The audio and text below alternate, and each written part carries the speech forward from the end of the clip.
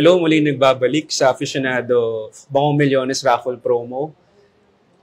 Nandito po si Sir Richard Espejo. Siya po yung 6 na winner natin ng Dongfeng, no? na nano box.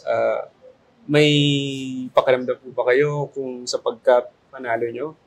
Paano nyo po ba nalaman na nanalo kayo? Or may nag-text po ba? Opo, sir.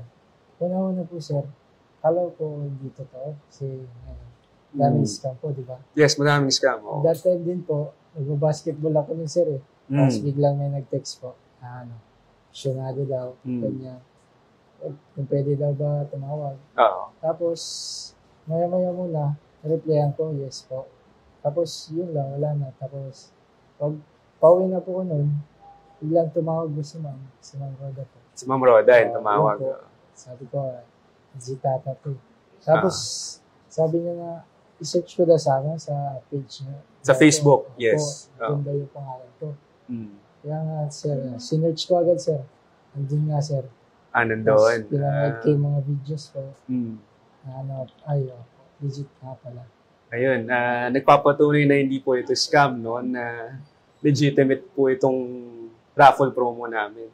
So, paano nyo po nalaman yung raffle promo namin? Or nasabihan lang ba ng kaibigan o sa branch mismo?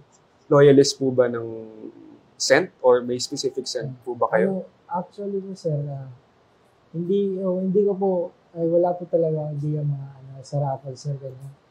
Basta lang po gumagamit ako ng aficionado. Okay. Since college, ganyan. Yes.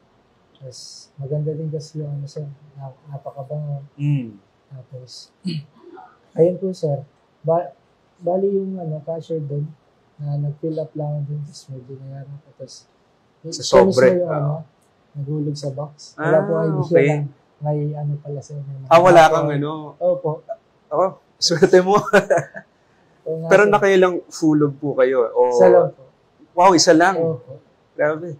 Nag-iisang sobre lang, nanalo na ng nano box, no? Ang galing. Sir. Okay. Kaya nga po hindi ako makapaniwala na. Okay. Magagamit nyo po ba yung kotse? Like, personally, kayo yung gagamit? Opo. Okay. Family po. Ganyan. Sa family din? Ilang taon na po kayo? 25. 25? Okay. Grabe.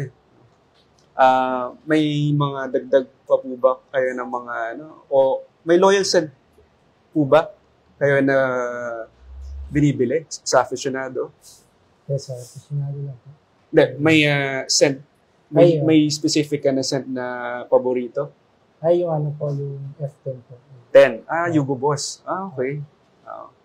Parehas kami ni Sir. Yugo Boss din kasi yung gamit ko minsan.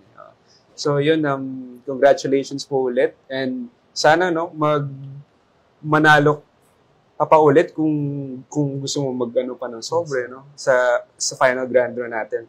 And thank you and congratulations po ulit, yes, Sir Richard. Thank you. Okay, thank you.